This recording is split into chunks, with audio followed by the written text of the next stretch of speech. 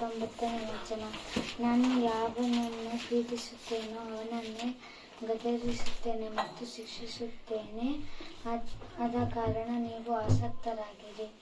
ಕೀರ್ತನೆಗಳು 143ನೇ ಅಧ್ಯಾಯ 8ನೇ ವಚನ. ನಿನ್ನಲ್ಲಿ ಆಸಕ್ತನಾಗಿರು, ನಿನ್ನಲ್ಲಿ ಭರವಸವಿಟ್ಟಿರುವೆನು.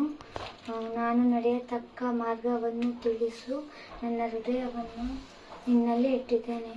ಹೌದು, ನಾವು ಯಾವಾಗಲೂ ಒಂದು ದೇವರಿಗೋಸ್ಕರ ಮಾಡುವುದಾದರೆ ನಾವು ದೇವರಲ್ಲಿ ಭರವಸೆ ಇಟ್ಟು ನಾವು ಯಾವಾಗಲೂ ದೇವರೊಂದಿಗೆ ಪ್ರಾರ್ಥಿಸಿ ನಾವು ಏನೇ ಮಾಡಬೇಕಾದರೂ ನಾವು ದೇವರನ್ನು ಕೇಳುವವರಾಗಿರೋಣ.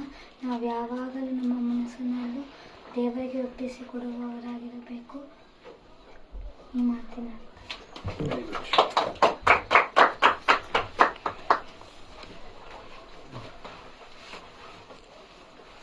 ಕೀರ್ತನೆಗಳು 18ನೇ ಅಧ್ಯಾಯ 22ನೇ ಅಧ್ಯಾಯ 22ನೇ ವಚನ 23ನೇ ವಚನ. ನಾನು ಆತನಲ್ಲಿ ನಿರ್ದೋಷಿ ಪಾದದಲ್ಲಿ ಬೀಳದಂತೆ ಜಾಗರೂಕತೆಯಿಂದ ನಡೆದುಕೊಂಡೆನು. ಆದ್ದರಿಂದ ನಾನು ನೀತಿವಂತನು ನಿರಪರಾಧಿಯು ಎಂದು ನೋಡಿ ಯೆಹೋವನು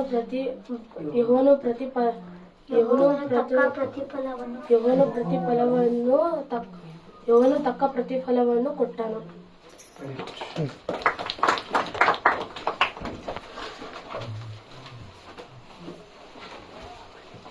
ಜ್ಞಾನೋಕ್ತಿಗಳು 7ನೇ ಅಧ್ಯಾಯ 1ನೇ ವಚನ.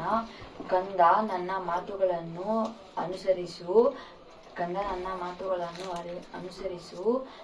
ನನ್ನ ಆಜ್ಞೆಯನ್ನು ಮನಸ್ಸಿನಲ್ಲಿ ಇಟ್ಟುಕೋ, ನನ್ನ ಉಪದೇಶವನ್ನು ಅನುಸರಿಸಿ ಕಣ್ಣುಗುಡ್ಡೆಯಾಗಿ ಪಾಲಿಸು.